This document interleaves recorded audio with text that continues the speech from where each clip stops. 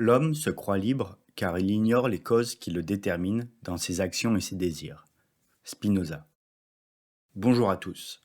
Aujourd'hui, je vais introduire la hiérarchisation naturelle.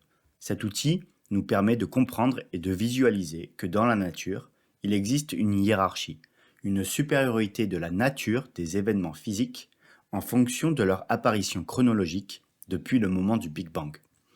Cela signifie qu'un événement qui s'est produit tôt dans l'histoire de l'univers aura un impact majeur sur le monde physique, tandis que les événements qui le suivront auront un impact moindre. Par exemple, le Big Bang, qui a eu lieu il y a 13,8 milliards d'années, est l'événement physique qui a induit tout ce qui existe dans l'univers. À l'inverse, un événement plus récent, comme l'apparition de la vie, a une influence considérablement moindre. Pour comprendre le monde et les hommes, il est indispensable de connaître notre place dans cette hiérarchie naturelle afin de prendre conscience de nos moyens d'action et de nos limites en tant qu'individus, de groupes, de nations, d'espèces. Pour cela, il faut prendre de la hauteur. Il faut comprendre les lois et les principes physiques et naturels. Il faut donc en comprendre sa genèse. La genèse du monde, la genèse de l'univers, commence au moment du Big Bang.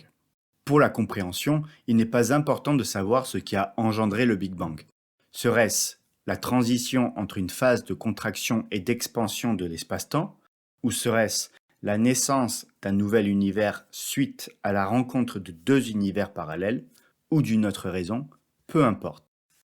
L'important, c'est de savoir qu'il y a environ 13,8 milliards d'années, l'univers était confiné en une singularité, un point, ou un espace sans volume qui contenait toute l'énergie et l'information de l'univers. Le Big Bang se place donc à la première place de cette hiérarchie et avec lui se trouvent l'énergie et l'information.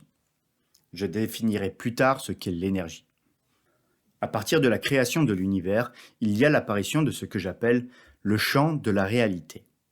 Le champ de la réalité est une vue d'esprit qui contient tout ce qui est, tout ce qui existe dans l'univers, c'est-à-dire toute l'information, l'énergie, la matière et tout ce que nous ignorons encore. Je reviendrai un peu plus tard dans la vidéo sur la notion de champ.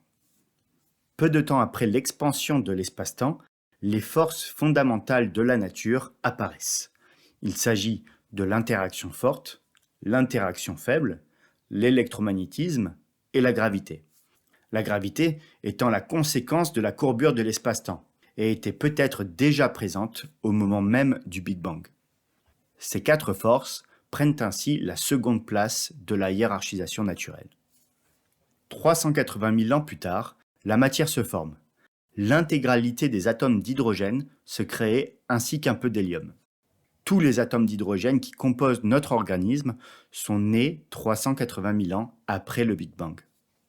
Puis, par effet gravitationnel, les atomes d'hydrogène se rapprochent pour former des boules de gaz géantes, permettant des conditions de température et de pression favorables à la fusion nucléaire, faisant naître alors les premières étoiles de l'univers, des étoiles de première génération.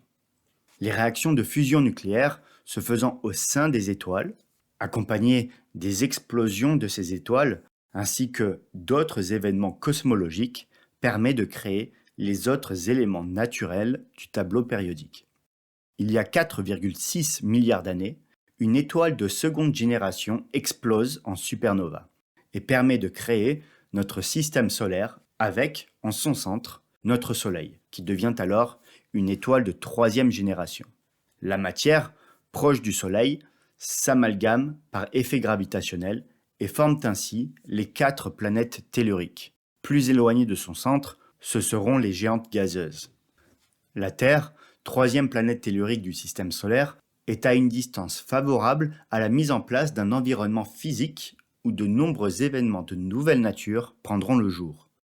L'ellipse que décrit notre planète autour de son étoile, de la variation jour-nuit, engendre des conditions et des températures différentes suivant la localisation géographique et temporelle, caractérisant ainsi l'environnement. Puis, la vie apparaît sur Terre, il y a environ 3,5 milliards d'années. Comme pour la naissance de l'univers, savoir comment la vie est apparue n'a pas d'importance. Que ce soit le fruit d'un bouillon de culture d'acides aminés sur Terre, dans les océans, ou que les premiers êtres vivants qui étaient des protobactéries sont d'origine extraterrestre, emmenés via des comètes, peu importe. L'important, c'est de savoir qu'il y a 3,5 milliards d'années, les premières protobactéries gisent sur le sol terrestre. Elles sont l'ancêtre commun à toutes les espèces du règne vivant. Avec l'émergence de la vie, il y a l'apparition d'un nouveau champ, que j'appelle le champ du réel. Le champ du réel est une vue d'esprit permettant de représenter toutes les interactions possibles entre un système vivant et le champ de la réalité. Je développerai l'explication de cela un peu plus tard dans la vidéo. Retenez pour le moment que le champ de la réalité apparaît avec l'univers et le champ du réel apparaît avec le vivant. Les premières protobactéries se sont développées dans les océans primitifs. Elles étaient des bactéries peu complexes. Elles possédaient une membrane plasmique qui délimitait le milieu intracellulaire du milieu extracellulaire, permettant ainsi de prélever les éléments nécessaires à leur survie et à leur reproduction. La membrane plasmique joue un rôle essentiel en protégeant le milieu intracellulaire de l'environnement extérieur. Elle permet également à la cellule de prélever sélectivement les éléments nécessaires à sa survie et à sa reproduction. Le milieu intracellulaire, quant à lui, a pour fonction de recevoir les éléments apportés par la membrane et de les utiliser de manière adéquate pour remplir les fonctions vitales et reproductives de la bactérie.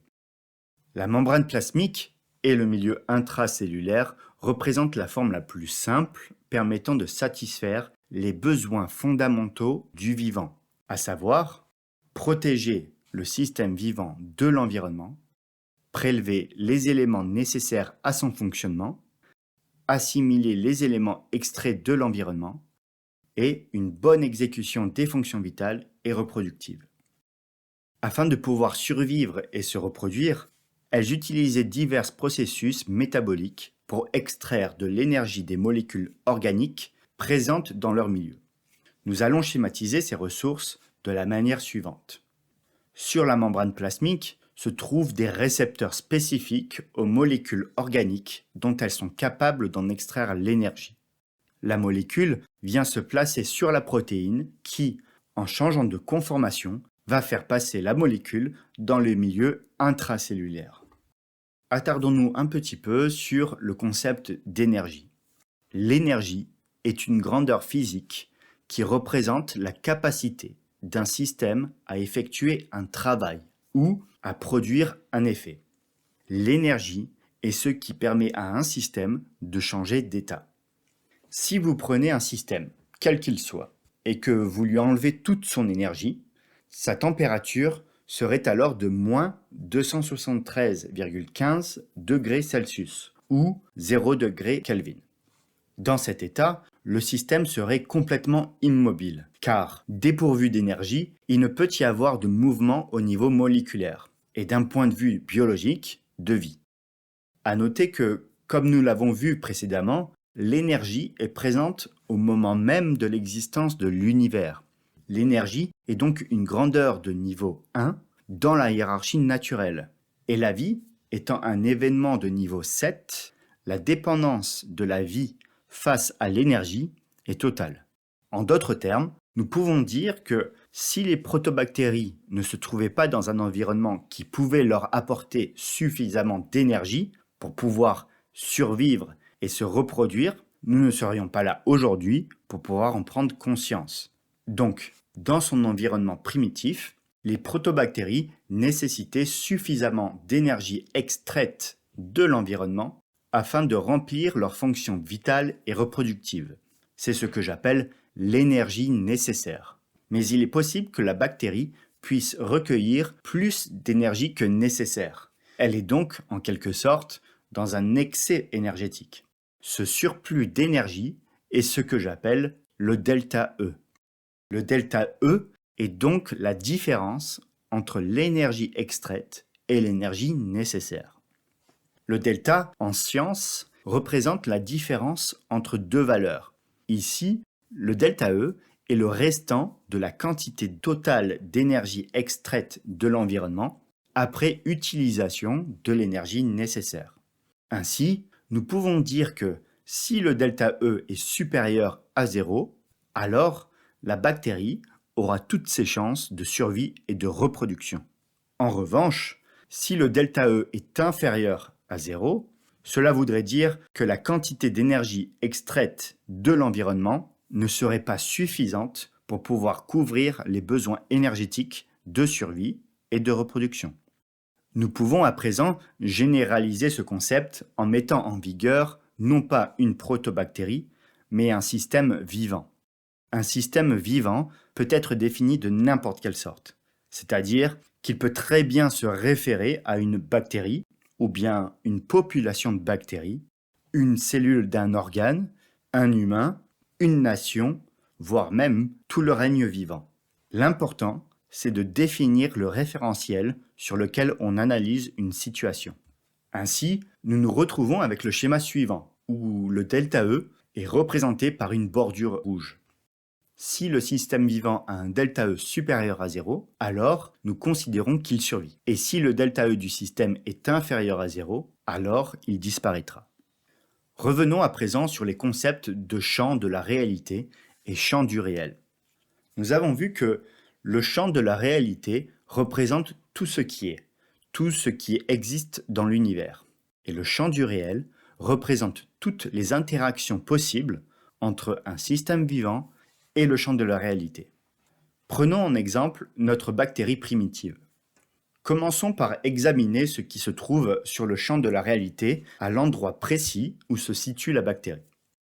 Nous pouvons constater la présence d'un océan, de volcans, très présents à cette époque, d'autres protobactéries, d'éléments organiques potentiellement sources énergétiques pour le vivant, mais également nous y trouvons des ondes sonores et des ondes électromagnétiques, telles que la lumière visible, l'infrarouge, etc. Bref, tout un tas d'éléments physiques présents dans la réalité. Mais tous ces éléments ne vont pas interagir avec la bactérie.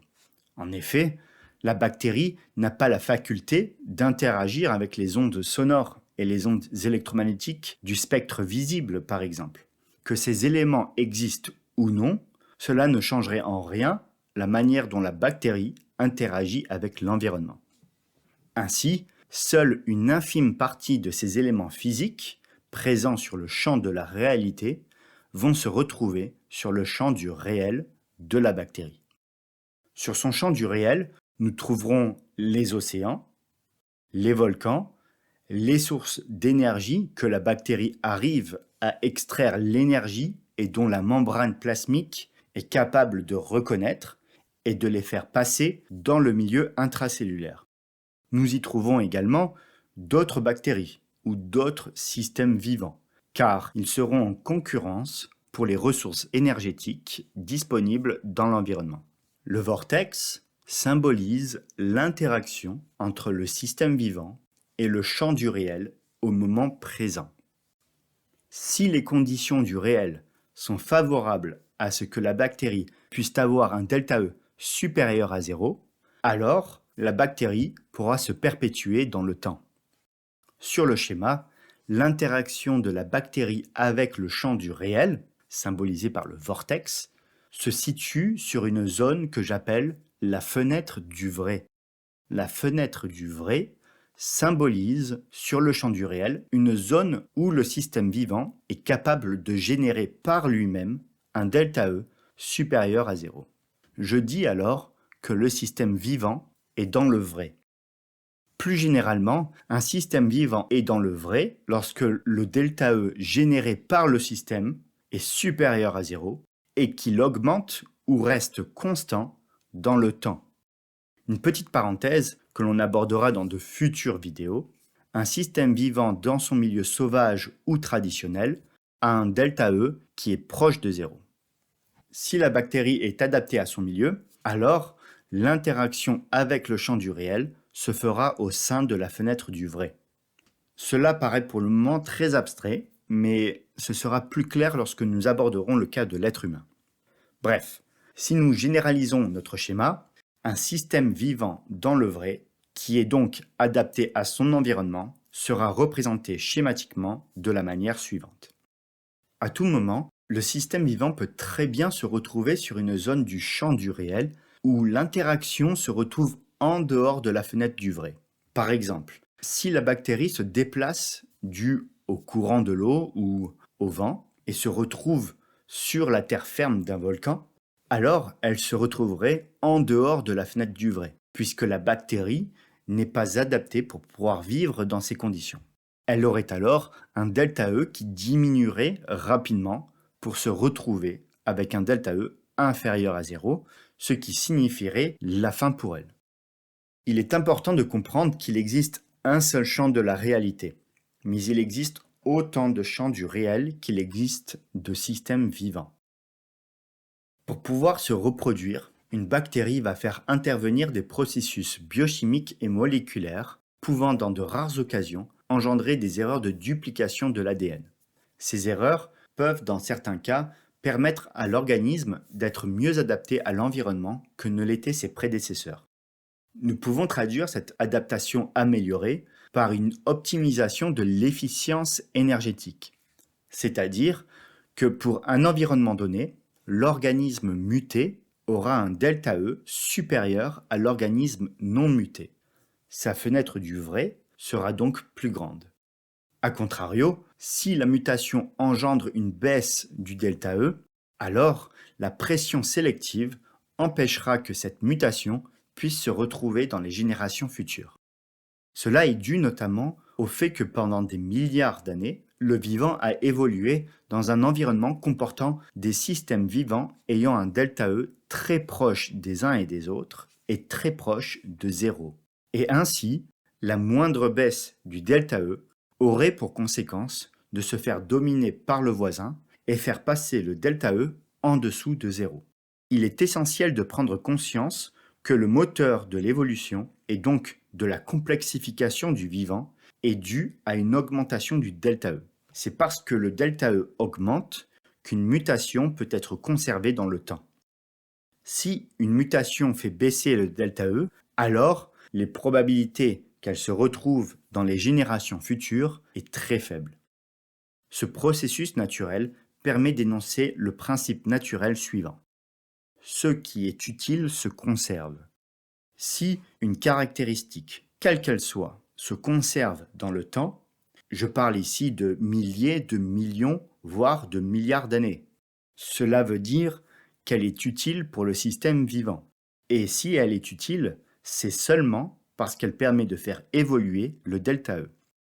Plus une caractéristique est ancienne et présente dans de nombreuses espèces, plus elle est importante. À noter cependant que dans la nature, il existe toujours des exceptions, ou presque. Mais pour éviter toute complication inutile, le modèle se réfère à ce qui est le plus probable.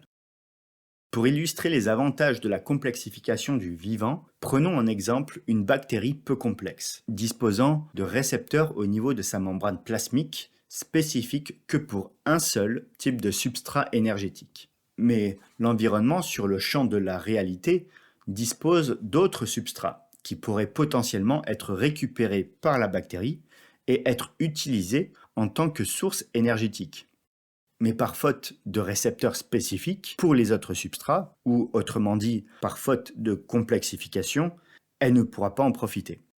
Pour cette bactérie, les autres substrats ne se trouvent pas sur son champ du réel, et sa seule source d'énergie est utilisée par d'autres organismes faisant partie de son réel. Elle est donc dans une compétition énergétique forcée. En revanche, une bactérie qui dispose de deux récepteurs différents, suite à une mutation génétique, contient deux substrats dans son réel, et n'aura donc pas, dans un premier temps, de compétiteur énergétique pour cette ressource, lui conférant ainsi toutes les chances de survie et de pérenniser sa particularité.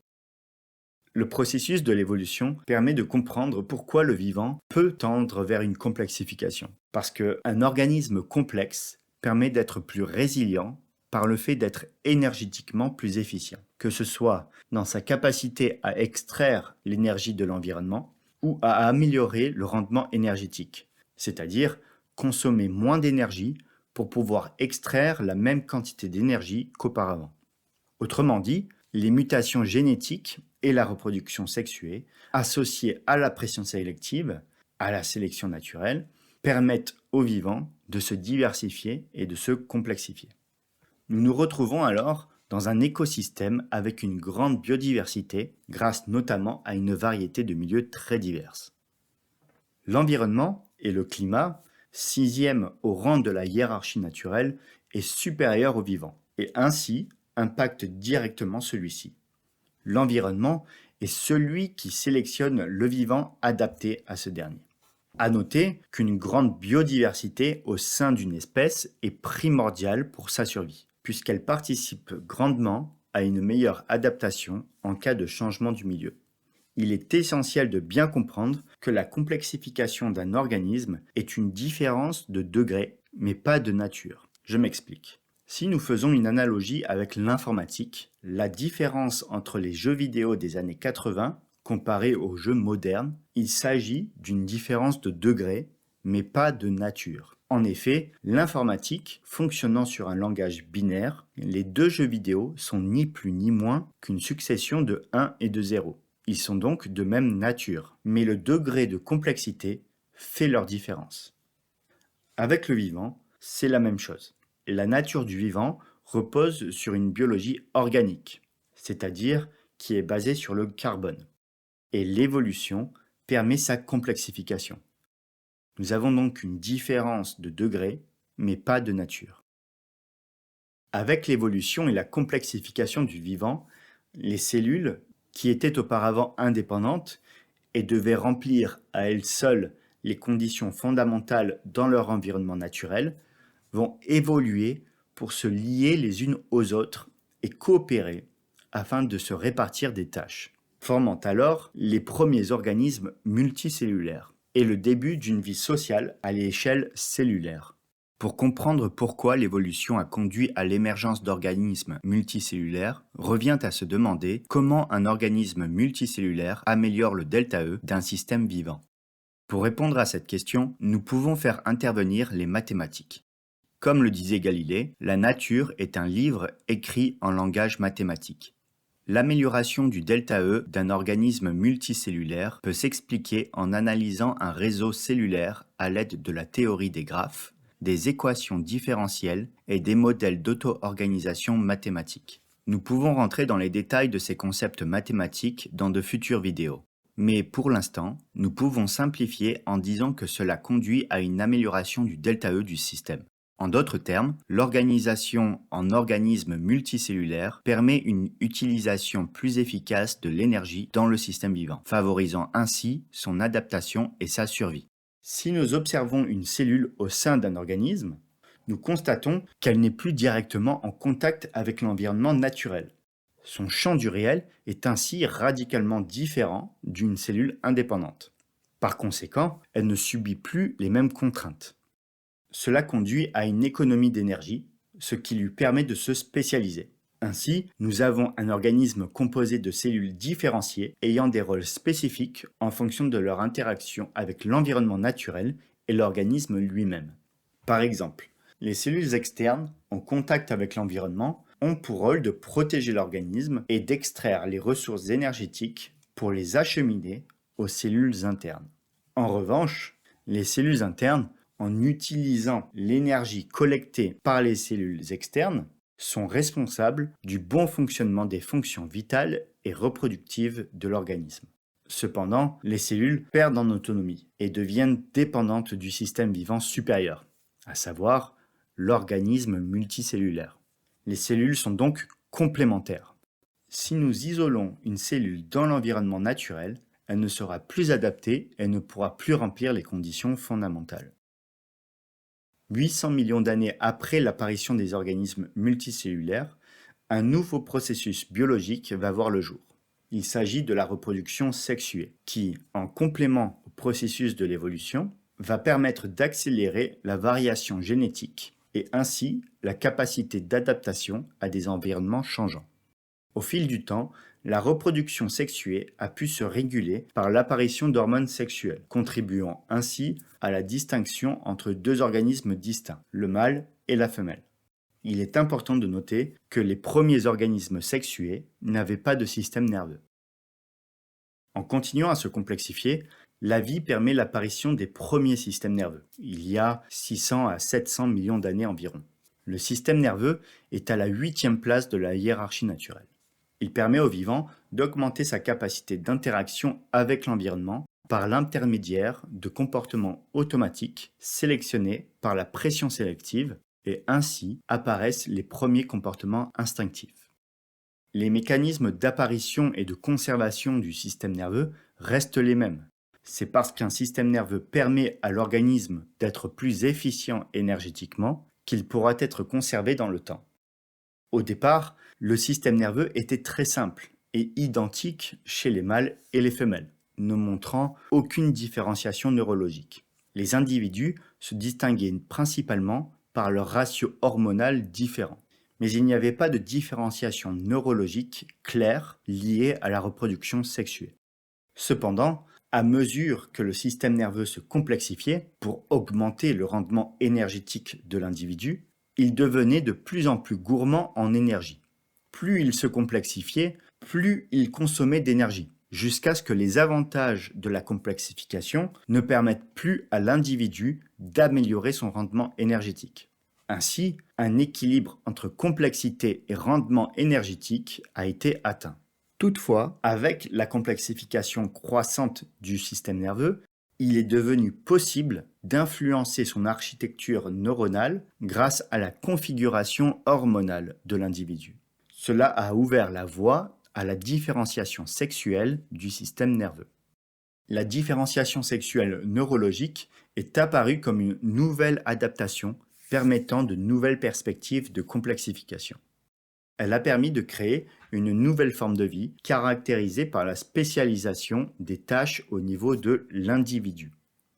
À mesure que le système nerveux se complexifiait davantage, les différences neuronales entre les sexes ont commencé à se manifester.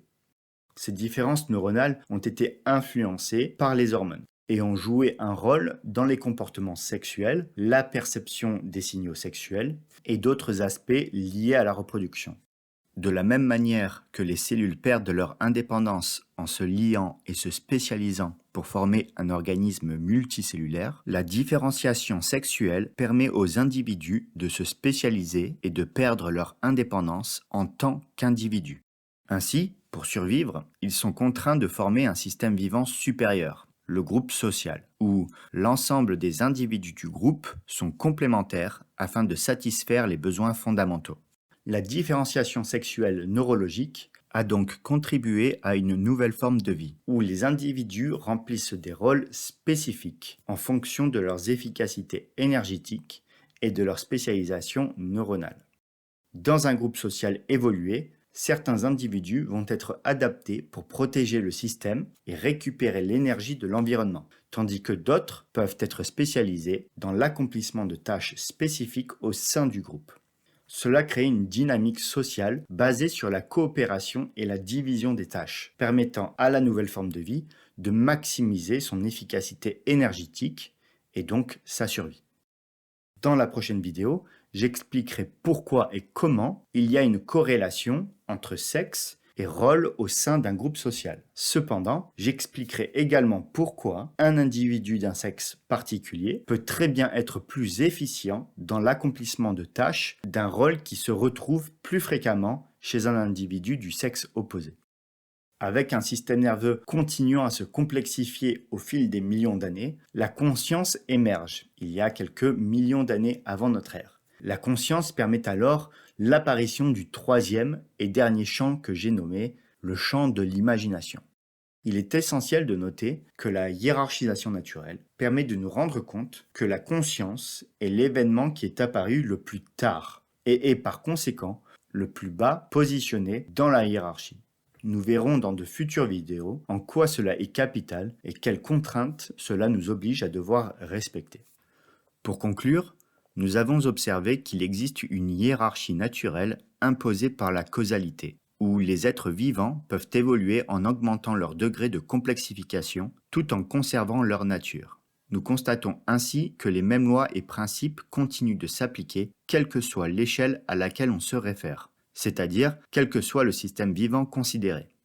La nature a tendance à être fractale, due notamment aux lois mathématiques qui organisent le vivant dans son processus de complexification. Dans la prochaine vidéo, nous pourrons commencer à parler de l'être humain en abordant le concept du champ de l'imagination. D'ici là, restez dans le vrai.